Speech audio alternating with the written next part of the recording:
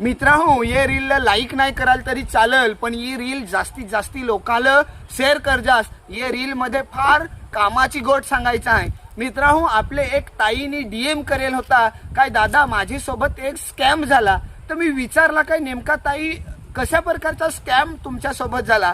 तर ती सांगा का माझा नवरा नोकरीला आहे, तो कामानिमित्ताने बाहेर जाय.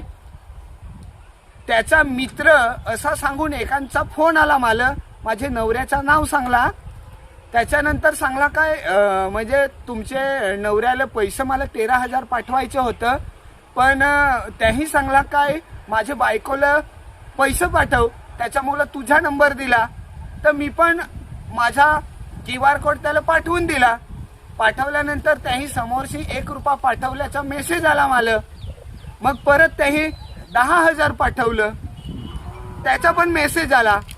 परत त्याही फोन केला काय मी 10,000 पाठवला, अजून 3,000 वरचे राहिला, ते पण तुम्हाला मी पाठवय. थोड्या वेळाने त्यांनी 30,000 टाकल्याचा मेसेज आला माझ्या मोबाईलवर.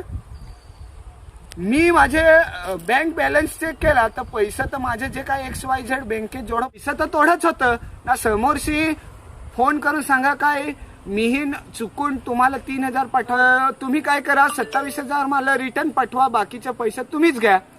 मी माझे बँकेत चेक केला तर बँकेत तर पैसा 1 रुपया पण जास्ती नाही देईल. मी लगेच माझ्या नवऱ्याला फोन केला, काय असा माझ्यासोबत फोन आला, सांगला काय तुमचं पैसे असं. तर नवऱ्याने तर सांगला काय माझा कोणाशी असा बोलला झाला नाही, मला तर कोणी पैसे पाठवायचा नाही होता. तो एक सरळ स्कॅम हवा, फसवणूक हवा.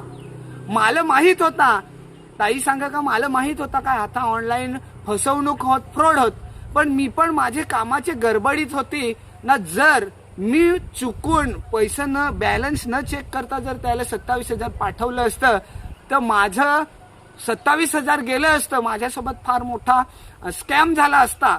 पण नशीब मी माझ्या नवऱ्याला विचारलं ना, माझी ट्यूब लाईट म्हणजे माझा डोका लगेच चालला, काय कुठंतरी माझ्यासोबत फ्रॉड होत आहे, फसवणूक होत आहे ना.